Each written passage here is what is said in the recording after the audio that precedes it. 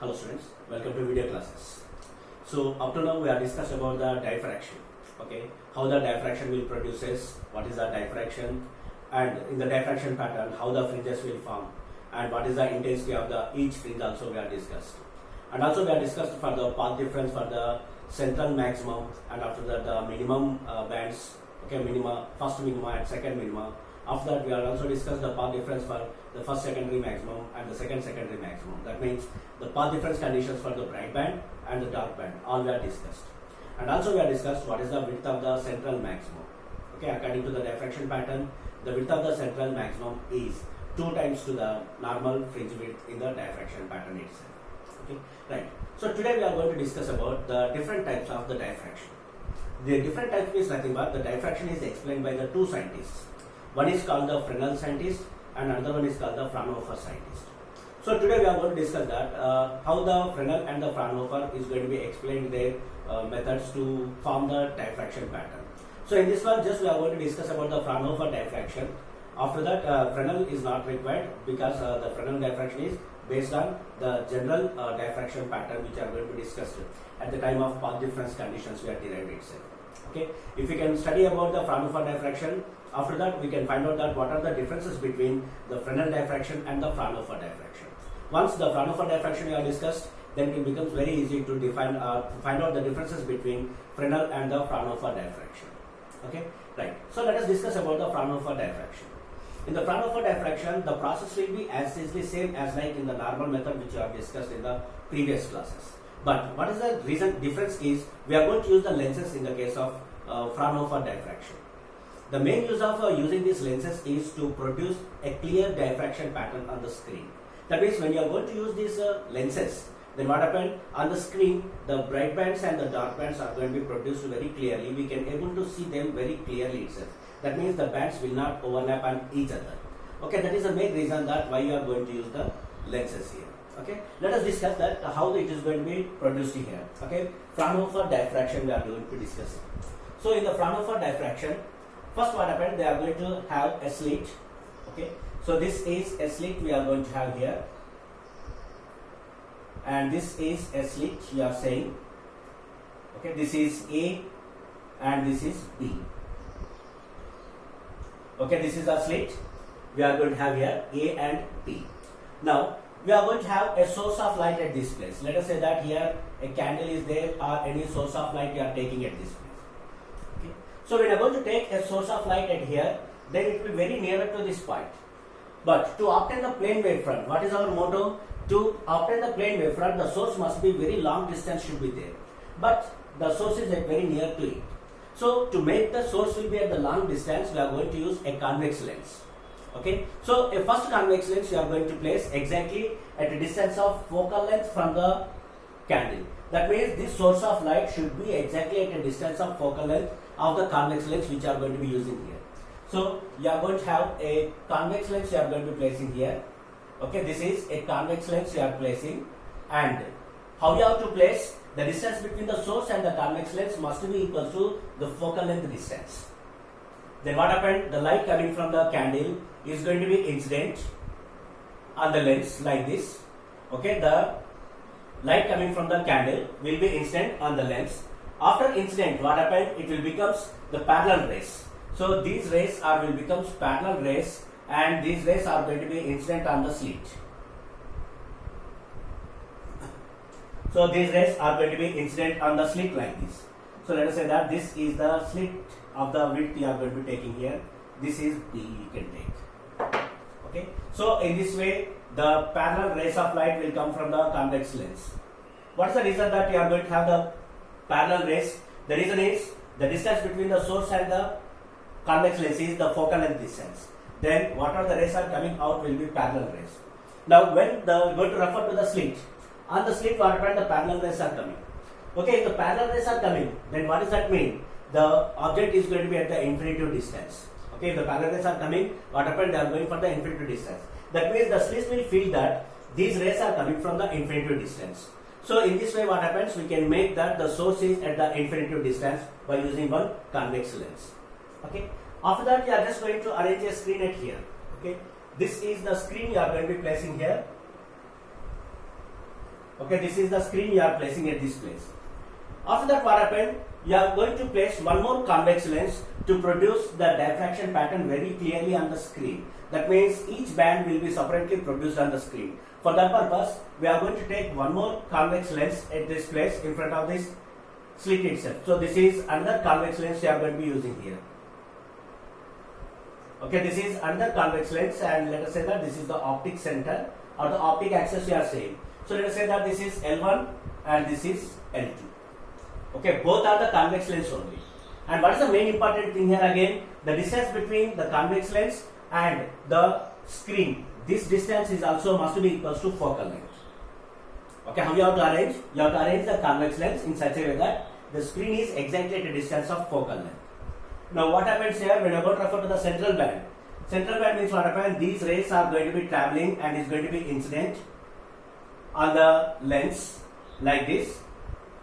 Okay, they are going to be incident on the lens like this, and after refraction, what happens? All the rays are going to be concentrated at a certain point. So these rays are going to be traveling in a certain direction, and all are going to be concentrated at a certain point. Okay, they are going to be obtained at here. So in this way, what happened? The diffraction pattern is going to be produces in the central band. This is the central fringe will be takes place. The central fringe is going to be produced exactly at the center of the screen, and it will be visible very clearly because all the rays are going to be concentrating at a particular point itself. So when I go to refer to the air, the path difference will be same because how much distance is traveled by this upper ray, the same distance is traveled by the bottom ray also because they are traveled same distance. If they are traveled same distance, what is the path difference will be 0. Whenever the path difference is 0, then immediately what happened? Definitely you are going to get the bright band. And here when you are going to refer to the central fringe, the total width of the slit is going to be participate. After that, next what happened? The diffraction will take place. Because we already know that when the ray of light will travel at the edge of the obstacle, what happened? It will be diffraction will be takes place. That's why the rays are going to be bent little bit, and here it is going to be incident in this direction. And this ray is also going to be incident at this place, and this ray is also going to be incident at this place. So like that, they are going to be diffracted. And this diffraction, whatever the angle is there, this angle will be called as a theta. And here the theta is called the angle of diffraction, you can call it as, or you can call it as the angular width of the nth fringe. Okay, angular width of the nth fringe you are going to be taking. Okay, like that, these rays are going to be diffracted and is going to be incident on the lens. After incidenting on the lens, again what happened? All the rays are going to be concentrated at a particular point. So these rays are going to be concentrated at this place. After refraction, all are going to be concentrated at that particular point. So here another diffraction pattern will be takes place. Again here, this is the central point O and this is the point P. So in this way, the diffraction pattern is going to be produces. And this diagram will clearly explain that on the screen, you are going to identify each and every band very clearly because separate bands are going to be produced or concentrating at a particular point itself. So no doubt O is the central maximum because for each and every ray the path difference will be same. But for P we don't know whether it is the bright band or the dark band, or it is the minimum or the secondary maximum. Who will decide that? The path difference will decide that. Because while going to reach this point P, the each and every ray is not going to travel the same distance. This ray is going to be travel less distance and this ray is going to be travel more distance. So based on that path difference, what happens, we can identify that whether you are going to have the minima or you are going to have the secondary maximum. Okay, so this way what happened, the Fraunhofer diffraction is going to be produces. Okay, so in the Fraunhofer diffraction, what is the main concept here? In the normal position, what happened, we are not going to use the lenses here, but here we are using the lenses. How many lenses we are using in the Fraunhofer diffraction? We are using the 2 lenses. And which type of lenses we are using? Convex lenses we are using. So all of you must remember the differences between the Fresnel diffraction and the Fraunhofer diffraction is also very, very important for the PU for 3 marks questions and even for the competitive part also. So that's why all of you must concentrate. If you can understand this diffraction, Fraunhofer diffraction, then the comparison will be very easy to compare difference between the Fresnel and the Fraunhofer diffraction. So the main important thing is here, whatever the L1 lens you are using, this L1 lens must be at a distance of focal length from the source. then only what happens, you are going to get the parallel rays which are going to be incident on the slit. Next, other lens, whichever you are going to be used, another convex lens, you are going to place in such a way that it is exactly at a distance of focal length from the screen. Then only what happened, the parallel rays are going to be incident on the lens. After refraction, all the bands are going to be produced at a particular point will be takes place. And one more important thing is that when you are going to refer to this slit, the parallel rays are coming and going to be incident on the slit. What does that mean? If the parallel rays are coming, that means the source is at the infinity distance. Okay, when the source is at the infinity distance and the wavefronts are coming and is going to be incident on the slit, and the slit width will be very small. That means whatever the wavefront is going to be produced, that is nothing but the plane wavefront. Because if the infinity distance is there, a lengthy, long spherical wavelength will be there. Out of long spherical wavelength, you are going to take a small part of it. Then it will be nothing but a plane wavefront. That means in the case of Fraunhofer diffraction, which type of wavefronts we are going to use? We are going to use the plane wavefronts. This is a very, very important one. The main differences between the normal and this one is, so we are going to use the plane wavefronts here and we are going to use the lenses here. Okay, this is the Fraunhofer diffraction which can be used to explain about the diffraction pattern. And in this way, in this pattern, the diffraction fringes can be observed very clearly itself. Okay, this is called the Fraunhofer diffraction.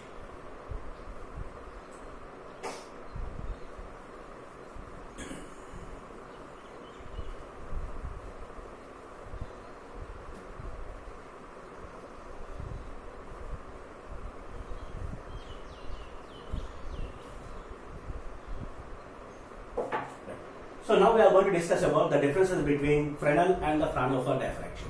So the differences are also very, very important. These are very simple and it is very important for 2 marks and even for the 3 marks also, and for the competitive part also it is very important.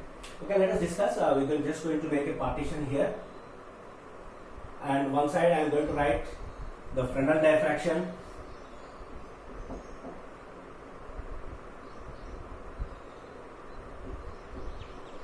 Okay, Fresnel diffraction, S is silent here, and here Fraunhofer diffraction. Okay, Fresnel and Fraunhofer diffraction. Okay, so these are the two types of the diffractions. These are the two scientists who are going to be produce the diffraction pattern in the L ways, and we are going to discuss about the differences. So the first point on the Fresnel side. Okay, in the Fresnel diffraction, the distance between the source and the screen from the object will be finite distance will be there. Finite distance means, what does that mean? The measurable distances will be there. That means the first point they are going to explain about the distances. Okay, first point they are going to explain about the distances and how the distances will be finite. Okay, the distances will be finite distances will be takes place. Next one is the first point on the Fraunhofer side. Just now we have discussed. In the Fraunhofer side, what happened? The source is near to the slit. Even though what we are doing, we are make the source will be at the infinite distance by using the lenses. So that means in the Fraunhofer diffraction, what happened? The distance between the source and the screen from the object will be infinite distances will be takes place. Okay. Here is also they are going to explain about the distances, but the distances will be infinite distances will be takes place. Okay. In the Fresnel diffraction, the distances will be finite distance, measurable distances. But in the case of Fraunhofer diffraction, the distances will be infinite. Why the distances will become infinite? Because we are going to use the lenses. Next thing, second one. In the Fresnel diffraction, we are going to use the spherical and the cylindrical wavefronts. Spherical and cylindrical. Okay. In Fresnel diffraction, we are going to use the spherical or the cylindrical cylindrical wavefronts we are going to use. Why we are going to use the cylindrical or the spherical wavefronts? Because the distance of the object or the source will be very nearer to the slit. When the distance of the source is very nearer to the slit, then definitely what happens? You are going to obtain the cylindrical or the spherical wavefront. If you want to obtain the plane wavefront, the source must be very long distance. Then only what happens? It is possible to obtain the plane wavefronts. But here the distances are finite distances. That's why only spherical wavefronts or the cylindrical wavefronts can be used in the Fresnel diffraction. Next one, in the Fraunhofer diffraction. In the Fraunhofer diffraction, we are going to use the plane wavefronts. Okay, now Fraunhofer diffraction, we are going to use the plane wavefronts we are going to be using itself. Why the plane wave fronts are going to be used? Because the source is going to be kept at the long distance or the infinity distance. So when the light is coming from the infinity distance, definitely what happened? You are going to have the parallel rays. Parallel rays means nothing but you are going to have the plane wave fronts you are going to be using. Okay, this is also a very important point you have to remember. Okay, in Fresnel diffraction, spherical or cylindrical. In Fraunhofer diffraction, plane wave fronts are going to be used. Next, the third point in the Fresnel side, the mathematical calculation is complex. Okay, the mathematical calculation. Mathematical calculation means nothing but the calculation of fringe width or the distance or the path difference are very complicated in the case of Fresnel diffraction. But in the case of Fraunhofer diffraction, the mathematical calculation are very simple. Okay, in the Fraunhofer diffraction, the mathematical calculation means again same, the path difference or the fringe width, path difference for the bright band or the dark band. All these calculations will be very simple in the case of Fraunhofer diffraction. Next, the fourth point in the Fresnel side. In the Fresnel side, we are not going to use any lenses. Okay, no lenses are going to be used.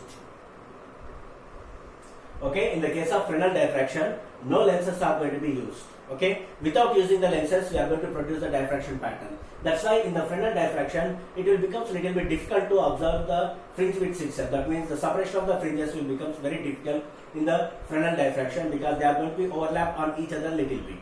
But when you are going to refer to the Fraunhofer diffraction, we are going to use the lenses. How many lenses we are using? 2 convex lenses we are going to use. 2 lenses we are going to use in the case of Fraunhofer diffraction, which will produce a clear diffraction pattern on the screen itself. Okay, so these are the differences between the Fresnel and the Fraunhofer diffraction. Okay, so the first one, the distances are finite here, and in the Fraunhofer diffraction, infinite distances. Second point, in the Fresnel diffraction, spherical or the cylindrical wavefronts we are going to use. In the case of Fraunhofer diffraction, plane wavefronts we are going to use. Next, in the Fresnel diffraction, the mathematical calculation is very complex, but in the case of Fraunhofer diffraction, the mathematical calculations are very simple.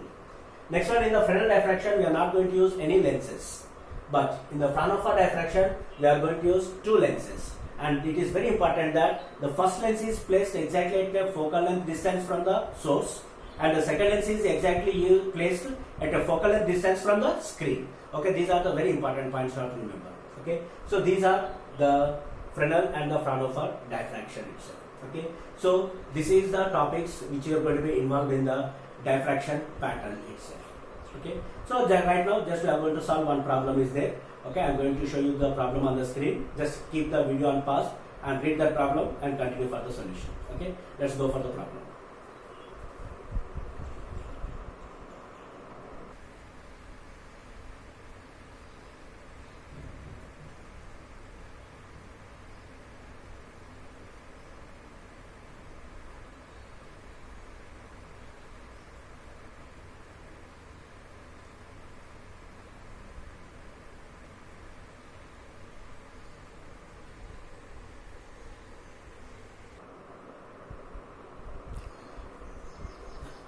Hello students, welcome back.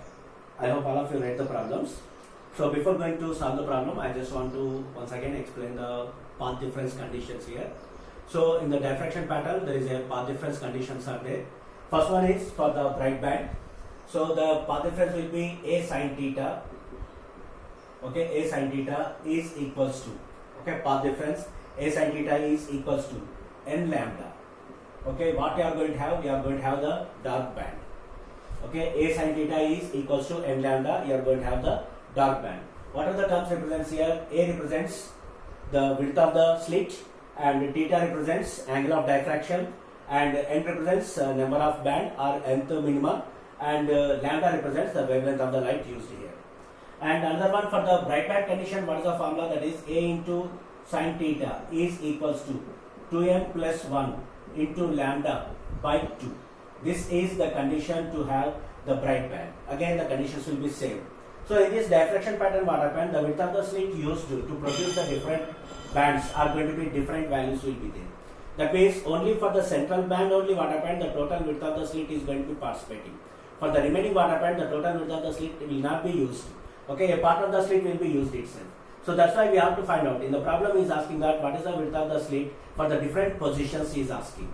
Okay, in the problem we are going to refer to that the wavelength is given to you. How much wavelength is given here?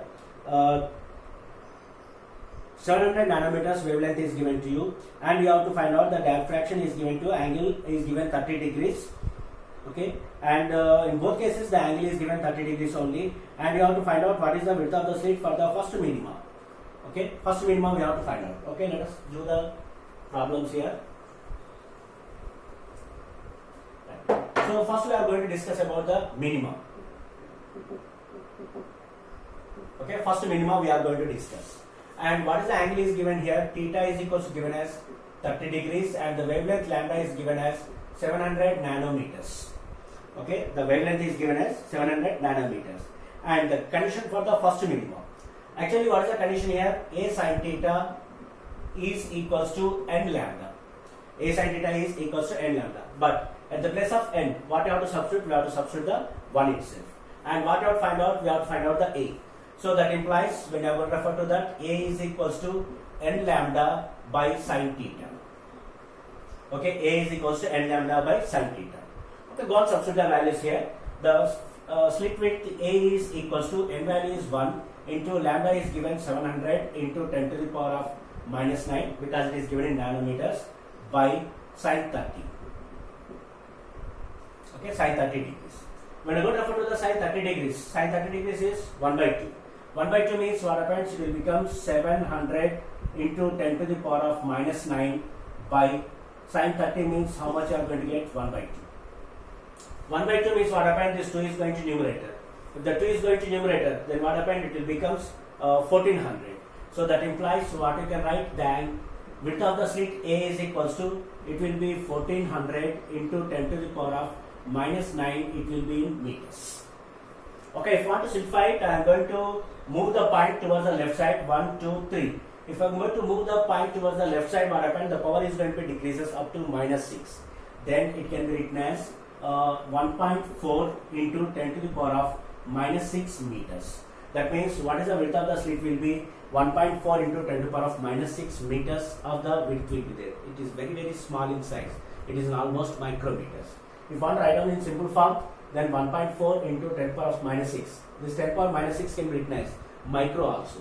That means the width of the slit A is equals to, it can be written as 1.4 micrometers. Like that also you can write. Okay. So this is the width of the slit used for to produce the first minima we are completed. Okay. And the next one, what is asking? The next one is asking about the width of the slit to produce the secondary maximum. Okay, first secondary maximum. For the first secondary maximum, angle of theta will be same we are going to be taking here. Angle of theta will be same. Theta is equals to how much you are taking? 30 degrees you are taking, and lambda is equals to how much you are taking? It will be 700 nanometers. Okay, first secondary maximum. What is the condition we have to write? The condition is A sin theta is equals to 2n plus 1 into lambda by 2. 2n plus 1 into lambda by 2. 2n plus 1 into lambda by 2. That means what is that way? If you can refer that n is equals to how much you have to substitute? 1. Because it is the first secondary maximum. If n is equals to you have substituted 1, then what happens? It will become 3 lambda by 2. Okay, it will become 3 lambda by 2. But what you have to find out? You have to find out the A value. So to find out the width of the slit, A is equals to 3 lambda by 2 into sin theta. A is equals to 3 lambda by 2 into sin theta. Okay, go on, substitute the values here. That is equals to 3 can write as easily into lambda. Lambda how much is given? 700 nanometers. Okay, 700 into 10 to the power of minus 9 by 2 sin theta. Okay, when I go to refer to the 2 sin theta. 2 sin theta means 2 into sin 30 degrees. 30 degrees means how much you can write? 1 by 2 or sin 30 degrees you can write. Okay, that implies what you can write? A is equals to, it will become 3 into 7, 21. So it will become 2100 into 10 to the power of minus 9 by, it will be 2 into sin 30 value. How much sin 30 value will be? 1 by 2. So sin 30 is equals to 1 by 2. What is going to be cancelled here? These both are going to be cancelled here. And that is equals to 2100 into 10 to the power of minus 9. 2100 into 10 to the power of minus 9 means the point will be shifted to left side. How many digits? 3 digits you can shift. Then this 10 to the power of minus 9 will become 10 to the power of minus 6. So that implies what happens here? A is equals to, when you are going to refer to this one, it will becomes 2.1 into 10 to the power of minus 6 meters. Okay, for the first case, the width of the slit is 1.4 micrometers, and in the first minima, first secondary maxima, width of the slit will be 2.1 into 10 to the power of minus 6 meters. Okay, this is the calculation part. Okay, if you want to solve the problems, definitely you need of these path difference conditions, which are very, very important. Okay, so by this topic, the diffraction pattern will be complete. Okay, that's all for today. In the next class, we can start the next concept, that is the polarization. Okay, thank you.